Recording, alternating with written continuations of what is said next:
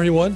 I'm Marvin Scott, and today we're going to retrieve some more of those vintage stories from the vault, the stories I've done over the past 45 years here at Pix 11. And joining me on this voyage is my dear friend and colleague, Monica Morales. Monica? I could talk to you all day about this. You know that, right, Marvin? We could talk all day about these stories. Well, I'm going to ask you to buckle up today because we're going flying. Buckling up right now. I can't wait. Making history. If you've seen past episodes, you know I enjoy flying. So today we're going to go flying, and I have two different versions. The first, I'm going to take you into an iconic aircraft, the Douglas DC-3, which was first went in the air in 1935 and put into service by American Airlines. And then after that, I'm going to take you super speed on the supersonic Concorde on a flight from New York to London. Well, let's begin right now. Let's take a look, buckle up, and here's for a ride aboard the DC-3 back in, I think, 1994. I did the story.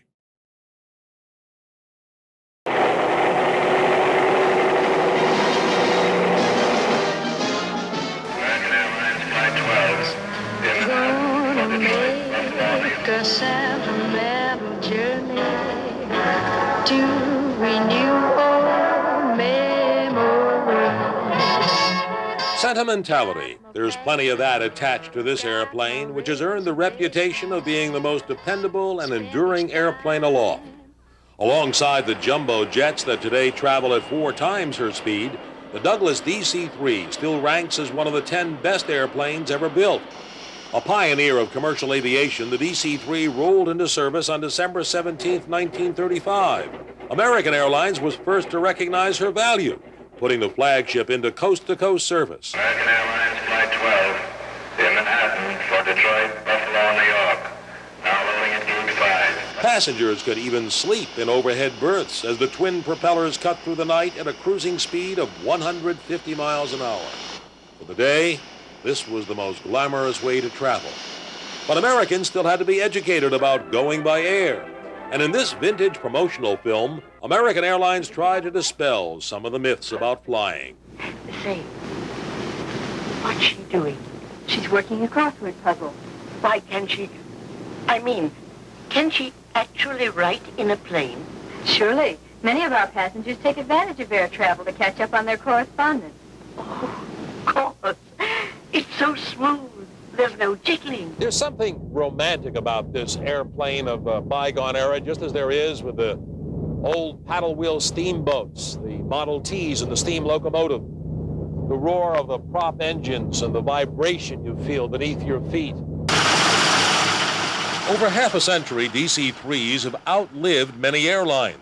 Of the more than 13,000 planes built, an estimated 2,500 are still in service in all corners of the world. Also preserving a piece of aviation history is the Sentimental Journeys Charter Service operating out of Bluefield, West Virginia. I guess to every pilot, a DC-3 stands for aviation in itself. It's of course, the grand old lady of aviation. It's the thing the airplane that really made air travel what it is today. Provincetown Boston Airways is the only U.S. airline still using DC-3s in scheduled commercial service. There's something majestic about riding the DC-3. Her nose rides up. The silver propeller glints in the sun. There's a lot of nostalgia built into this airplane, particularly for the tens of thousands of GIs who came to know her as the C-47, or Goonie Bird as she was nicknamed in World War II. And this plane is rich in history. Even today, the memories are vivid. Also nicknamed the Dakota and Skytrain, the C-47 has served in every major conflict since World War II. Retired Lieutenant Colonel Gil Shawn flew her in Korea. The C-47 was definitely a pilot's plane, I'd say, because it flew regardless of anything, and it didn't know any better, and it would still fly. And it would still fly when it shouldn't have flown. She's been shot up, shot down, but never obliterated.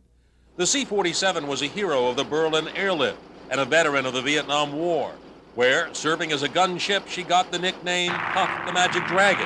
And speak of versatility, the Goonie Bird has sailed the high seas with the Navy and has skied into history with the explorers in Antarctica. To what do the pilots attribute this plane's longevity? I attribute the longevity of the airplane to the fact the airplane was really produced in a period of time when people were naive to planned obsolescence. It's the pilots talking about their experiences who keep alive the legend of the DC-3, an aircraft which they say, given the proper tender love and care, will certainly fly well into the next century. For the Independent News aboard the DC-3, this is Marvin Scott reporting. Let's take a look. Definitely a landmark aircraft in aviation history. It was incredible taking that ride. I have to tell you, Monica, it was going back into history. First flying in 1935, American Airlines put it into service. It's incredible. And I love that woman who was like, you can write on the airplane. I love that. Oh, today you can do anything on an airplane. You can do anything. And you know what? I love that. It's a workhorse, right? It really is. And you know something? I think there were 13,000 of those planes were built. And when we did this story back in 1994, there were about 2,500 still in service. I'm not sure how many still there, but the plane still flies. It's a tough plane. And it was a workhorse, absolutely also used in World War II to ferry our troops into the front lines. You know, this is amazing. These stories are so incredible. They're like jewels for us because, you know, we would never get the chance watching to do this, but you did it. I mean, being on board, what was that like? It was romantic. What? Sitting back, flying, I think about maybe 20,000 feet and cruising at 170 miles per hour, sitting back in an aircraft, something that, remember, back in 1935, you didn't have that much of commercial aviation. Yeah. So it was something new to people like that woman. Can you write on an airplane? It's exciting. I would have never thought. I would have never thought you'd say romantic, but here we go, romantic. It was something just cruising and sitting there, and it really was. But I have a transition. 40 years later, you know, going from 170 miles an hour, going to 1,300 miles an hour aboard the supersonic Concorde. So cool. That was an experience. Back in 2001, cameraman John Frazee and I, we were fortunate enough to get invited aboard the inaugural flight of the British Airways Concorde. This was after the tragedy of a crash of an Air France plane. And we went from New York to London. And I'll tell you, that was some experience. Take a look. She's ready to fly. That declaration from Captain Mike Bannister, who's been flying the Concorde since 1977. Like the proud owner of a new car, he walks me around his sleek airplane before takeoff and points to some of the changes made to prevent another freak accident. Inside the fuel tanks is a Kevlar lining. The idea of that bulletproof skin is that should anything fly up and hit the wing, it can't cause that massive fuel leak that we had. And the tires are new with a puncture-proof Kevlar shield. Is it like you check out a new car, do you kick the tires? We don't kick them because you probably hurt your toe because they're inflated to 220 psi. Yeah, sure. Welcome aboard the British Airways flagship Concorde. Moments later, our seatbelts fastened, Captain Bannister is ready for takeoff. We feel no sensation as we climb rapidly over the Rockaways, and within 15 minutes we're flying at Mach 1 at 29,000 feet, a little lightheaded from the bubbly, not the speed. The Concorde is not a spacious plane at all. It carries only 100 passengers and is very narrow because of the speed and altitude it flies. The cabin is less than 10 feet across.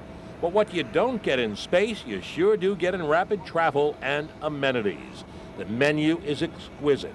First, a taste of canapes, then marinated crayfish and prawns. And of course, there's a fine selection of wine. Claret is the Chateau Pichon Longueville, and the Burgundy, the white Burgundy, is the Polini Montrachet. The sky is a majestic blue. We're flying 11 miles high now, above the weather, and there's no turbulence. Having been cruising at twice the speed of sound now. She's a beautiful airplane to fly. She's an absolute delight. She's rather like a sports car rather than a truck, or a thoroughbred horse rather than a riding school horse. And I still get a thrill every time I get the chance to fly her. If not for the readout here in the front of the cabin, the body does not tell you that you're flying at twice the speed of sound. Mach 2, 1,350 miles per hour, and we're now at an altitude of 50,000 feet.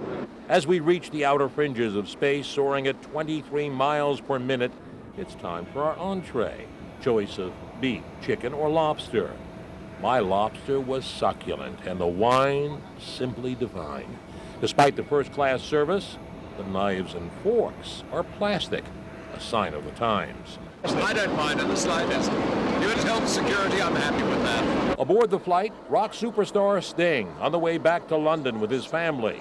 He's a frequent Concorde flyer and glad to be back in the air. In the light of what happened in September, it's important for us all to just take over the world again. You know, it's our world. We have a right to travel. We have a right to be safe, and a right to live our lives. Also aboard is the president of the New York Convention and Visitors Bureau, who's hopeful the Concorde will help boost the city's economy. It's very important to the economy of New York because the business leaders fly Concorde, and New York City is the capital of business. You enjoying the flight? Just fine, Captain. Thank you. 2 hours out of JFK, our New York afternoon turns into the mid-Atlantic evening as we savor dessert of a creme brulee. With all that food and service, there's barely time for a nap. In less time than it takes to get from New York to California, we see the lights of London. With the average round-trip ticket costing $12,000, the Concorde isn't for everyone, but for the rich and famous for whom time is more important than money. As for me, I'm going back to economy class. As for this trip today, well, it was just another news assignment. After all, somebody had to do it, right? From one continent to another in just 3 hours and 30 minutes. And that sure is reason enough to applaud. A very warm welcome to London's Heathrow Airport.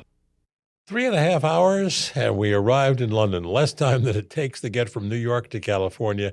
And Monica, what do you think the first thing we did when we got to London? What'd you do? Went to dinner. Of course. You were hungry. I have to say, Marvin, supersonic, we love that. I mean, Mach 2, what was it like?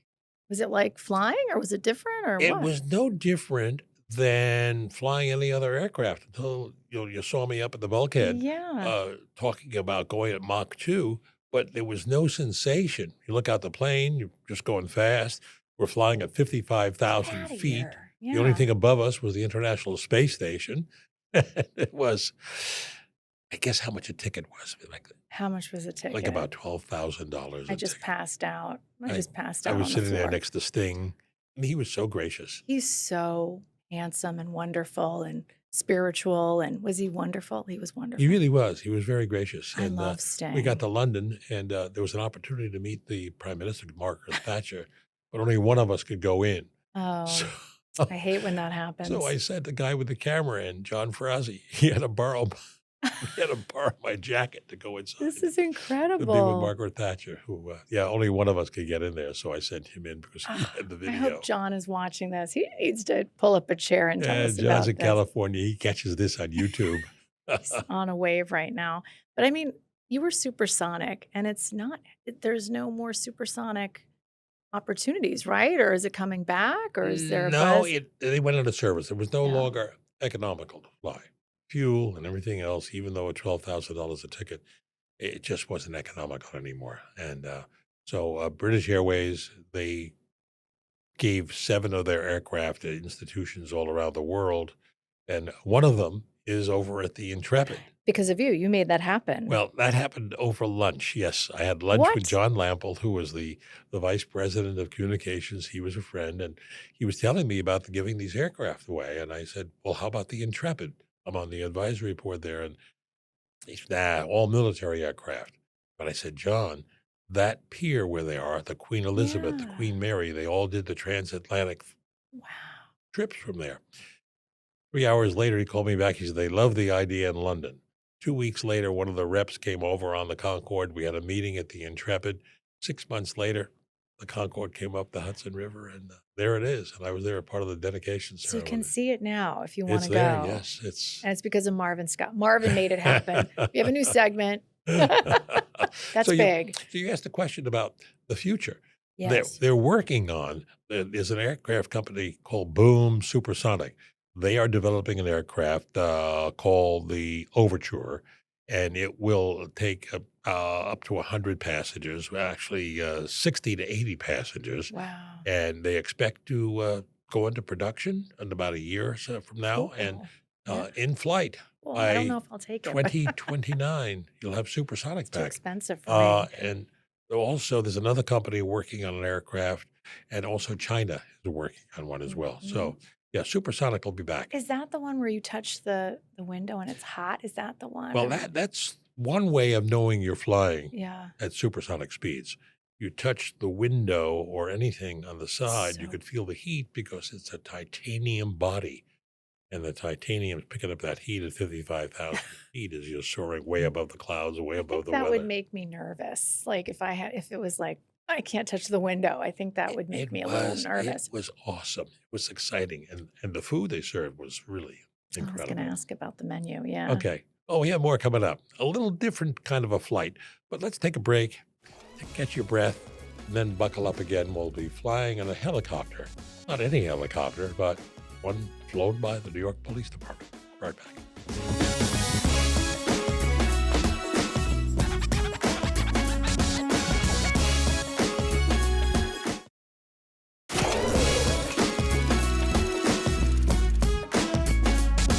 Welcome back. Before we go to our next flight, I have to give credit to Adam Smith. He is our extraordinary archivist. Going back, he goes down to the basement here in the building, goes through the dust, and digs out the tapes. Back, I had him dig out one from the 1980, I don't know how he finds it. 1983. We love him. We love Adam. Oh, we could not Such a do this sweetheart, program. We could not go into my vault without all the help of Adam each week. He is terrific. He is so efficient and diligent at what he does. So, Adam, thank you for finding all of these vintage tapes that are in my vault. We have many, many more. So, Monica, ready for the next flight? Yes, I'm ready. I love this. I think you've been in the air more than you've been on the ground. It would seem that way Yes. from these recent pieces we've been running. New York has the largest police force in the nation, and most of the police officers, they're on the street. Yeah. But not known to many people is that also the New York Police Department has an elite air force of its own. It has an air division of helicopters based out of Brooklyn. I had the opportunity, and I was invited to fly aboard one during an afternoon mission. Take a look. Here we are, going up over New York. They're state-of-the-art flying police vehicles equipped with cutting-edge technology capable of responding to emergencies in a fraction of the time it would take ground units. Basically, New York Air Force, we would respond to any type of request from the officers on the ground. Perpetrator search if somebody's wanted, hiding on a roof. With the rooftop searches, with the infrared. As was dramatized with the 2020 arrest of 3 suspects hiding out under a midnight sky on a Brooklyn rooftop. Or more recently, spotting a man wanted for questioning in a murder case who couldn't hide from the thermal imaging camera in the rocks near Coney Island. It was about 2 in the morning, and we were able to guide the police officers on the ground to correctly apprehend. In operation 93 years, the NYPD aviation unit is the oldest unit of its kind in the country. Staffed by 60 police officers, 35 of them pilots, they whiz through the skies over New York day and night, 24/7. During a recent flight, cameraman Tom Cassidy and I got an exclusive look at how some of the advanced technology is being used in the battle against crime and efforts to safeguard the city from a potential terrorist attack. With thousands of foreign vessels entering the port of New York each year, radiological detection and thermal imaging are employed to detect dirty bombs or any other nuclear device spirited away in the cargo. We have it's kind of like an early warning system indicating that there's a higher level of radiation coming from a vessel we'll be looking for to determine that could be a radiological threat. The aerial cops also focus on potential threats to the city's bridges and tunnels. If we notice anything that's unusual under the bridge or anywhere around the bridge, you'll get the ground unit and direct them to that specific area. Criminals may run, but they can't hide from the airborne cops who have the capability to train their cameras on vehicles below. We're 500 feet up. Sure. At 500 feet, we're looking at this license plate like if it's right in front of you. As day morphs into night, the city takes on a different personality. Its lights glistening like a precious jewel, a breathtaking view from a vantage point few ever get to see. See the city from this vantage point, and you realize that there's a lot to take care of and a lot of responsibility. It never gets old. All right, so we're over Times Square. Given the spate of recent mass shootings, the aerial cops focus on large gatherings, here along Times Square, and above a crowded concert at the South Street Seaport. Well, we look at large gatherings like this to ensure that we don't see anything out of the ordinary. Something that could be dangerous would show up on the infrared. Let's go to 159 Audubon. Our tour is interrupted when our helicopter unit is called to join the search for a suspect in a shooting in Washington Heights. In our position, we can, in one sweep, take care of blocks. For 20 minutes, we scanned rooftop after rooftop, building after building, and chased the bus the suspect was thought to have jumped on. In the end, no one was found, and we headed back to base. We never found the suspect that they were looking for from above. Apparently did get away. But I have to tell you, and you can see from that video at night, New York becomes absolutely magical from the air. The lights glistening off the buildings and, being above the Empire State Building and flying over Times Square. Was that your favorite moment? That was a moment. That It was really it. was. Well, we were up there just as the sun was setting, and it was just, it was such a magical sight. You love the city. But when you see something not many people get to see from the air, Yeah. and at the altitude, we're flying lower than a regular airliner, Yeah. and it was just an incredible experience. It makes you feel good that we have the largest police force up there looking after us in that And- way, right? And as you saw, the equipment they have on board is incredible. And the technology is something, how they can find suspects, how they found that suspect hiding out in the roof, the suspect hiding in the rocks and using their night vision technology. It was absolutely incredible. And how about our NYPD? And I was very fortunate to have the opportunity to fly with that elite unit. They were tremendous. Thank Once you, in a guys. lifetime. Once in a Thank you. lifetime. It was incredible. Let's take a switch now. This year would mark 65 years since an awful accident in New York, a midair collision. TWA, prop plane, and a United Airlines jet. The prop plane out of Columbus, Ohio, collided, crashed in Staten Island, United plane, Park Slope, Brooklyn. And I was a reporter on that. Not just a reporter, but I was someone who had a personal connection to that I crash. can't believe the personal connection. Well, I'll tell you about it in this piece I did just a couple of years ago on, I believe, 60 years afterwards. Take a look. Just 9 days before Christmas, when United Airlines Flight 826, inbound from Chicago, lost radio communications over the Hudson and drifted into the airspace of TWA Flight 266. The prop plane plummeted into Miller Field on Staten Island. 129 people on both aircraft and 6 people on the ground were killed. There was one survivor, 11-year-old Stephen Baltz, who was huddled in the lap of a flight attendant on the United jet and was tossed into a snowbank after the crash. He died hours later. On past anniversaries of the tragedy, people remembered little Stevie. I thought, as I said, most of Brooklyn did, that he fell into our lives and he was meant to live, but that afternoon he died.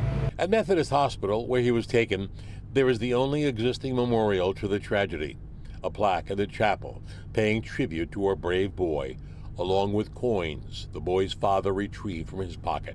I was here to cover the aftermath of the disaster. Had it not been for the illness of a colleague, I would have returned home a day earlier and possibly been aboard that doomed flight. A reporter at a radio station in Columbus, I was directed to delay my trip by 1 day to fill the overnight shift of this colleague.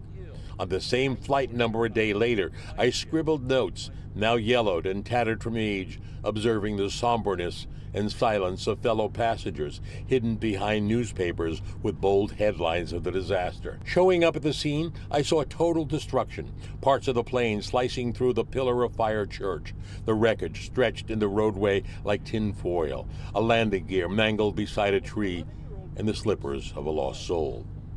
61 years later, new buildings line the street, scars of the past barely visible. Antonio's Pizzeria has fading photos on the wall and notes that many of his customers who were here then are gone now. New people live here, people like Jim Turney. He's been here 15 years. For the newcomers, he says the crash is part of history, but he says there is still a certain energy that reminds them that something awful happened here. My personal belief is that absolutely must have something to do with that event. It must be a lingering energy, or you could even say spirits. Ever since that day, I've been somewhat superstitious.